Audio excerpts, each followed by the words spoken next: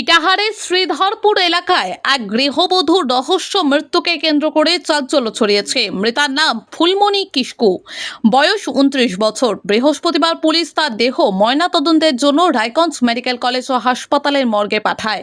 পরিবার সূত্রে জানা গিয়েছে, ফুলমণি 4 বছরের কন্যা বাড়ির বাইরে খেলছিল।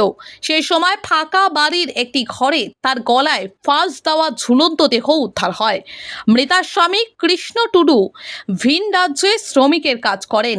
পরিবারের সদস্যরা শেষবার বুধবার দুপুরে ফুলমণিকে স্বাভাবিক অবস্থায় দেখেছিলেন।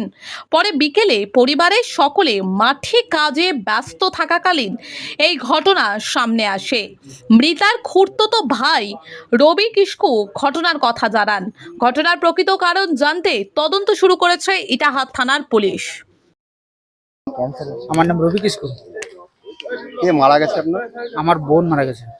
নিজে বোন না, জেঠুতো বোন। কি নাম ওনার? ফুলমণি কিস্কু। কোথায় বাড়ি? শ্রীধরপুর। আর বয়স কত ওনার? 29। কিভাবে মারা গেল? ও গলায় ফাঁস দিয়ে মারা গেছে, মানে দড়ি বেঁধে। কখন কিভাবে হলো ওটা? ওটা কালকে 5টা নাগাদ। আপনারা জানতে পারলেন? হ্যাঁ, আমরা জানতে পারলাম। কি হয়েছিল, ঘটনা কেন মারা গেল? মানে আমি তো কাজকর্মের দিন স্যার, সেরকম তো আমরা কাজকর্ম নিয়ে ব্যস্ত ছিলাম তখন। কাজে নিয়ে ব্যস্ত ছিলাম।